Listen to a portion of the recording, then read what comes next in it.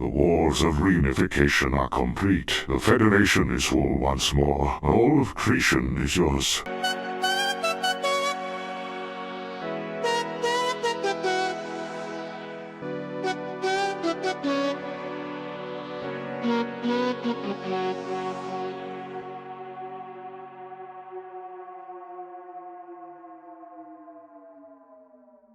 If you are an avid Roblox trader like me, you've probably seen one of these items. These items come from Roblox's Federation series, and just behind the Dominus series, this is the highest value and most desirable series on Roblox. So if we're talking about Roblox items, why are we beginning in August 1965? Well, here's the thing. Roblox quite likes making references to other pieces of media via its items, and this gives the items a lot of character and flavor. In the case of the Federation series, it's actually a direct reference to Dune. Dune is a massively popular political sci-fi adventure that was originally released in a novel form in 1965, like the beginning of this video said. However, slight side note, there is actually a Dune movie that was released quite recently, so if you are interested in the Dune series after this video, you can go ahead and watch that. As for me personally, my knowledge about the Dune series is actually pretty limited. I don't really know too much about it other than the basics. However, it's obvious that the Federation series is referencing the Dune series, and here's why. For starters, the basic description of Lord of the Federation and some of the other Federation items actually references something called the Wars of Reunification. And if you go ahead and plug that into Google, you'll see that the Wars of Reunification are a pretty massive part of the Dune series. Essentially, the Wars of Reunification were a long-lasting series of struggles.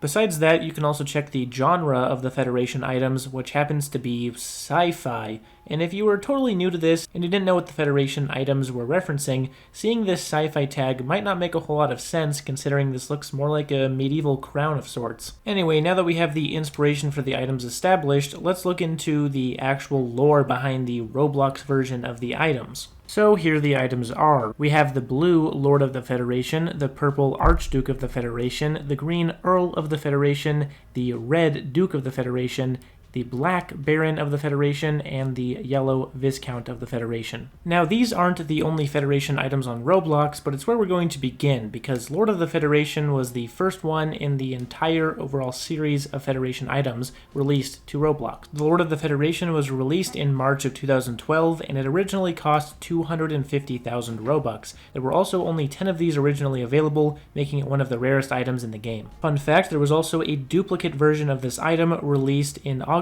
of the same year. It was off sale the entire time, and it was probably just some sort of a test item. The description reads, The wars of reunification are complete. The Federation is whole once more. All of creation is yours. Pretty interesting, huh? Well, we already know what the Wars of Reunification is referencing, so let's move on to the Federation is whole once more. A Google search just shows us our Roblox items, so it's pretty safe to assume that this line was written by Roblox themselves. Obviously, Federation is referring to the collection of titles Baron, Duke, Earl, etc. as characters in this world. This Federation is whole, meaning that they were assumedly from different nations or ruled over different sectors, and then came together after the Wars of Reunification.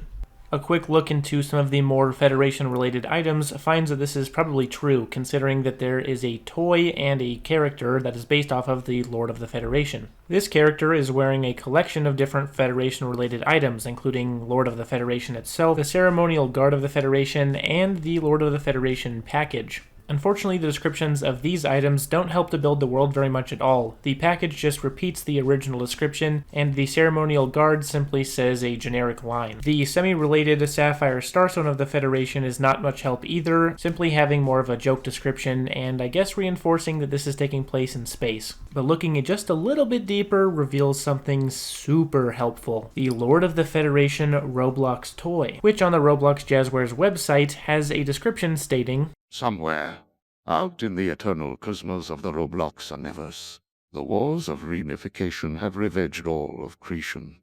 Now, a small but mighty rebel army is gathering forces to make the Federation whole once more, armed with the sacred blade of the Federation.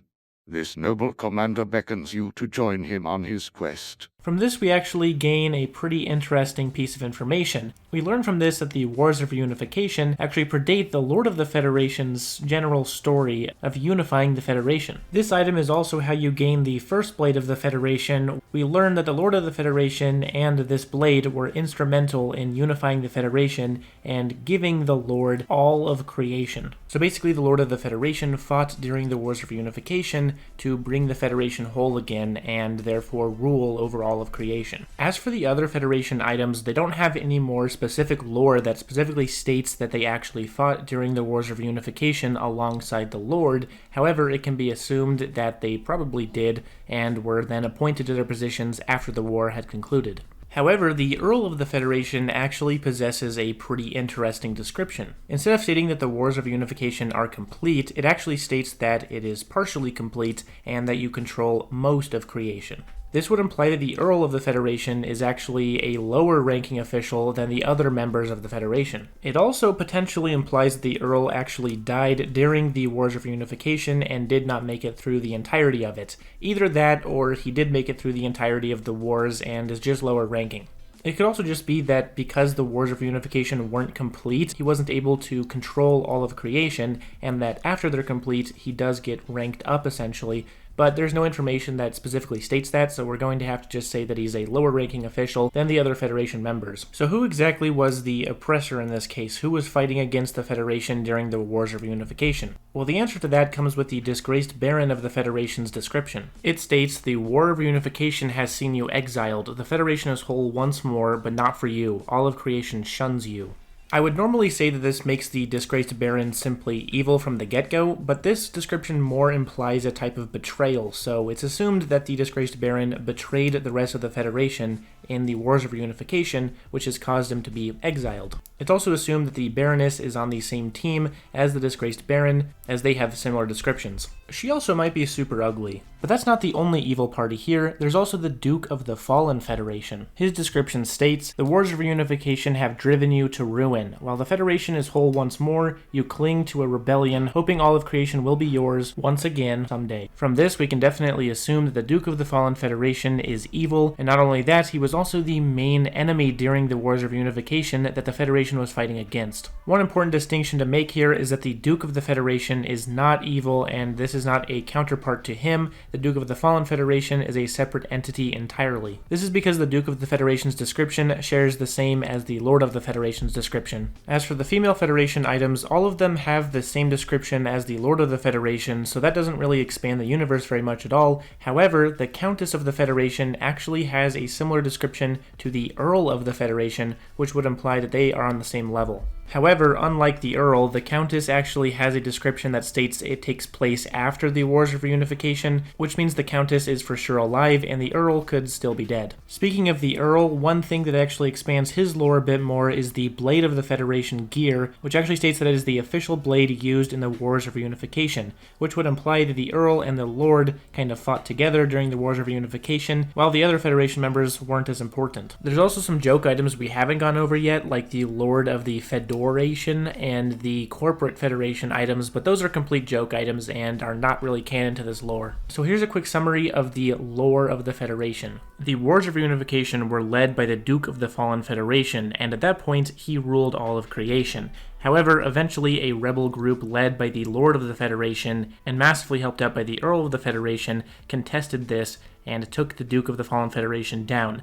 At some point during the wars, the Baron and Baroness of the Federation betrayed the other Federation members and are now exiled. It's not certain whether the other Federation items helped the Lord and the Earl, but it is assumed. During the war, two blades, the Blade of the Federation and the First Blade of the Federation, were used to conquer the Duke of the Fallen Federation. There are also magical items that are now in the form of starstones that may or may not be cursed depending on how good or evil the user is. Finally, it's possible that the Earl of the Federation died during the wars, but the Countess of the Federation, who is his counterpart, lived on and controls all of creation along with the other Federation members.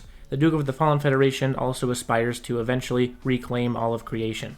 Hopefully you guys enjoyed this video. If you want more lore videos on Roblox items in the future, be sure to let me know in the comment section below what items you'd like to see, and also be sure to like the video if you enjoyed it and appreciate the work that went into it, and also of course be sure to subscribe to the channel for more content like this in the future.